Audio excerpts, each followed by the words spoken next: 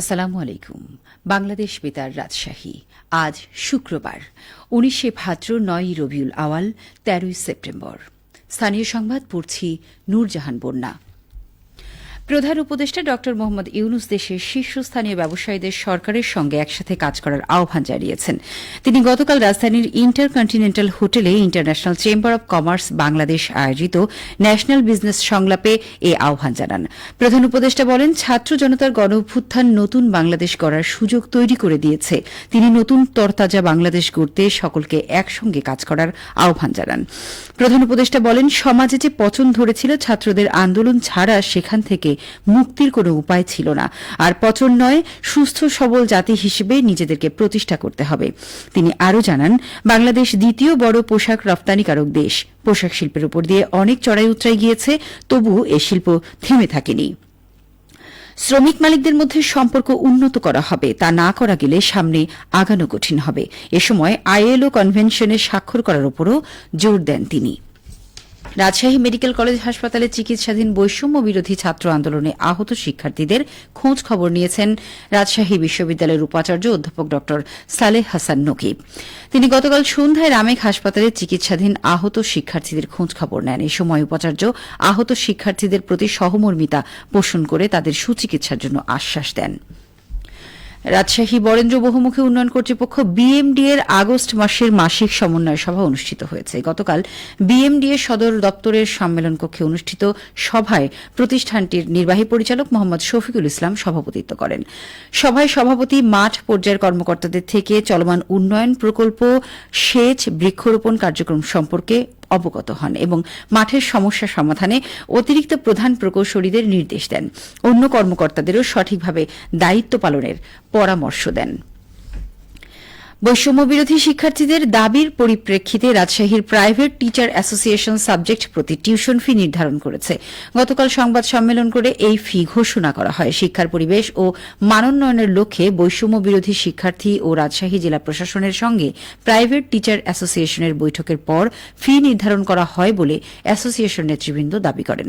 লিখিত বক্তব্যে বলা হয়, ষষ্ঠ ও সপ্তম শ্রেণীর বার্ষিক ফি সর্বোচ্চ ১১,০০০, অষ্টম ও নবম শ্রেণীর সর্বোচ্চ ১২,০০০, দশম ও এসএসসি পরীক্ষার্থীদের সর্বোচ্চ ১৪,০০০ টাকা, একাদশ ও দ্বাদশ শ্রেণীর শিক্ষার্থীদের জন্য সাবজেক্ট অনুযায়ী ৮ থেকে ১৪,০০০ টাকা ফি ধরা হয়েছে।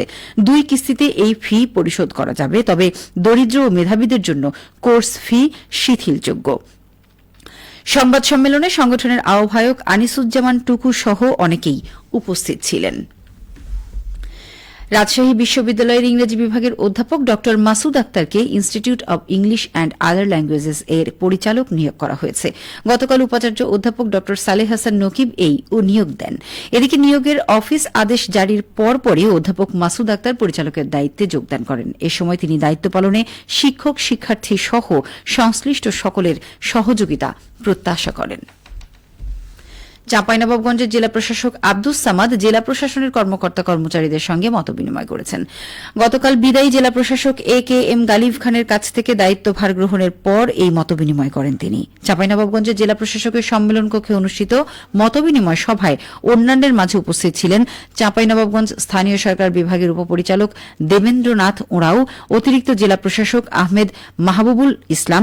সভায় কর্মকর্তা কর্মচারীদের স্ব দায়িত্ব যথাযথভাবে এবং নিষ্ঠার সাথে পালনের জন্য আহ্বান জানানো হয়।